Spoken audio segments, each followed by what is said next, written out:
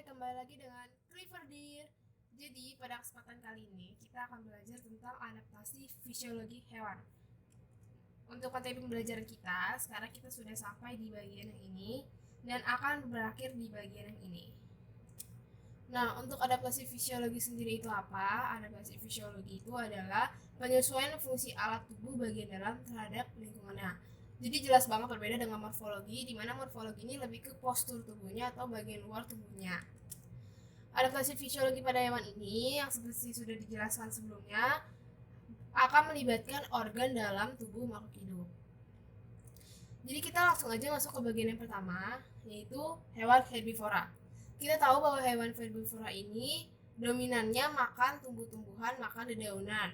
Nah, dedaunan ini itu mengandung yang namanya selulosa.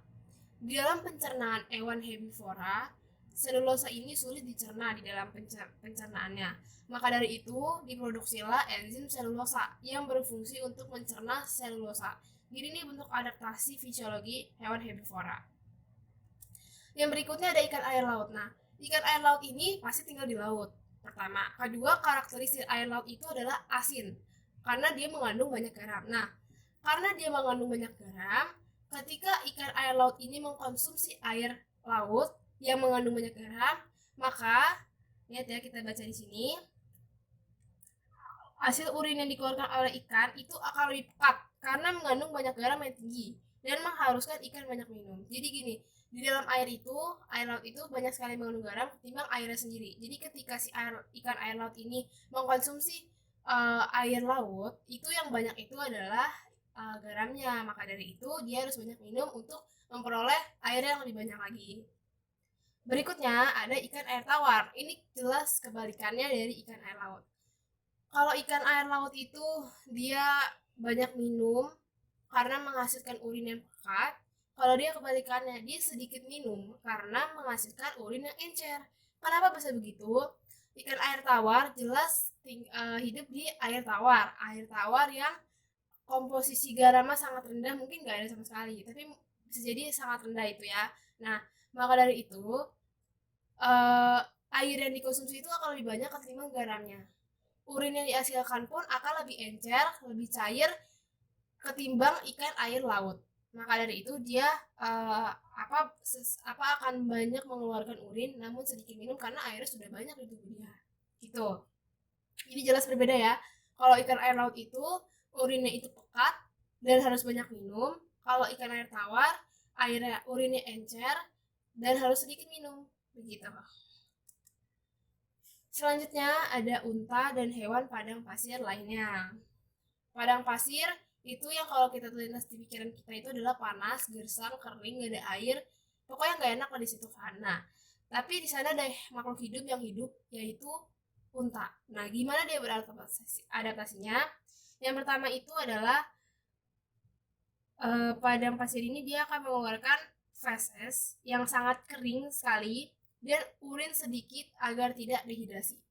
Jadi karena di padang pasir itu sedikit air, sangat sedikit air, terus jarang sekali, mungkin jarang ya ada air dan panas, maka dari itu feses yang dikeluarkan oleh si unta ini akan sangat kering, kering sekali untuk jadi ketika dalam pencernaan itu si unta ini akan menyerap banyak air dari feses-fesesnya supaya dia tidak dehidrasi. Dan juga urin yang dikeluarkannya ini pun sangat sedikit sekali gitu. Yang paling unik lagi, si unta ini punya punuk yang digunakan untuk menyimpan cadangan makanan. Nah, punuknya ini ya kalau kita lihat ya, punuknya ini tuh yang ini nih.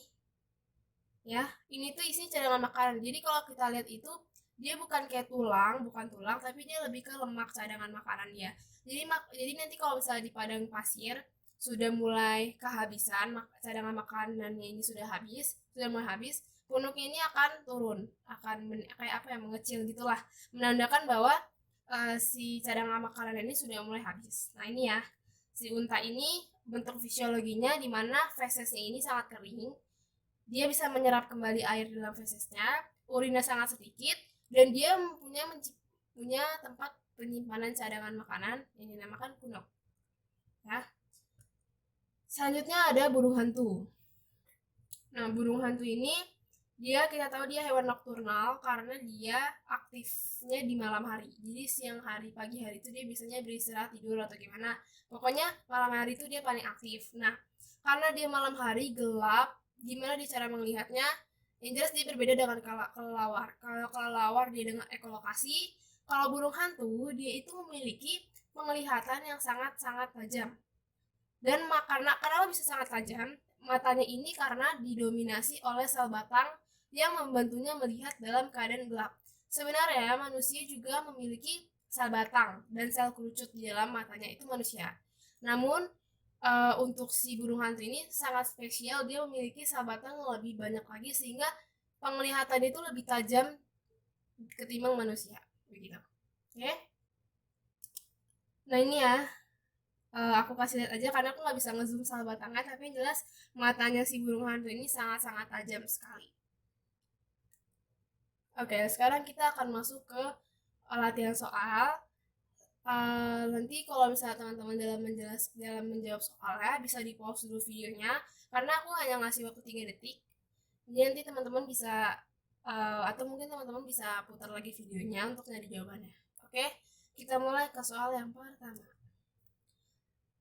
Mata burung hantu dapat melihat dalam keadaan gelap karena didominasi oleh 1, 2, 3.